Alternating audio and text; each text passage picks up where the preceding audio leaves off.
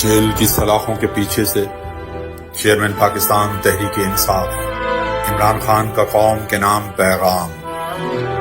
अटक जेल के चंद इब्तदाई अय्याम मेरे लिए किसी कदर दुश्वार रहे क्योंकि मेरे सर के ऐन ऊपर तेज रोशनी थी।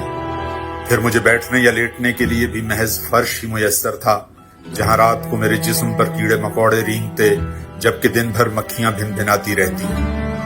मगर बाद में जब पंखा फराहम कर दिया गया तो इस कैफियत में कदरे बेहतरी आई।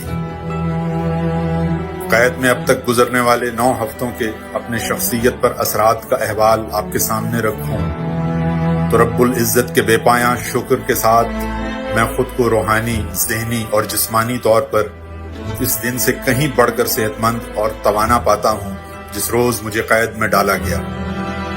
आप ये जान लीजिए, तब और आज की हालत में अल्हम्दुलिल्लाह जमीन आसमान का फर्क है। मेरी निगाह में इस कैद की शक्ल में मेरे रब ने मुझे कलामुल्लाह की गहराइयों में उतरते हुए कुर्बे इलाही की राहें दरियाफ्त करने, अपने मुताले को वुसअत देने और माजी के गहरे तजज़िये की रोशनी में हाल और मुस्तकबिल की पेशबीनी का नादिर मौका अता किया है। लिहाजा मैं हर लिहाज से खुद को जेल में आसूदा कर चुका हूँ। चुनाचे मुझे इससे रत्ती भर फर्क नहीं पड़ता कि मुझे यहीं रखें या मुल्क भर में किसी और कैद खाने में मुंतकिल कर दें। जेल में कोई शय मुझे वाक़ईतन परेशान करती है तो वो जेलों में डाले गए अपने बेगुनाह कारकुनान की सलामती, इनके अहले खाना की मुश्किलात और बहबूद का एहसास है जो हमेशा मेरे दामनगीर रहता है। जेल में मुलाकात के लिए आने वाले वकला ही मेरे लिए अहवाल से आगाही का वाहिद वसीला हैं। मेरे पाकिस्तानियों, हमेशा याद रखो कि इंतखाब हमारा दस्तूरी हक है और मुल्क की बका व तरक्की का वाहिद रास्ता है।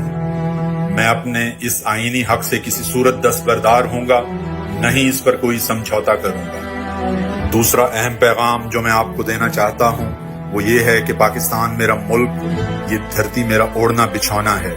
मैं किसी तौर अपना वतन नहीं छोड़ूंगा। खौफ व तरगीबात की आंधियां चलाकर मुल्क छोड़ने का सवाल उठाने वाले बताएं कि मैं अपना वतन क्यों छोड़ूं। मेरे पाकिस्तानियों, ये भी खूब अच्छी तरह ज़हन नशीन कर लीजिए कि मेरे खिलाफ साइफर मुकदमा डोनाल्ड लू बाजवा और अमरीकी सफारत खाने को बचाने के लिए कायम किया गया है। ताहम मैं हकीकी आज़ादी की अपनी जंग जारी रखूंगा।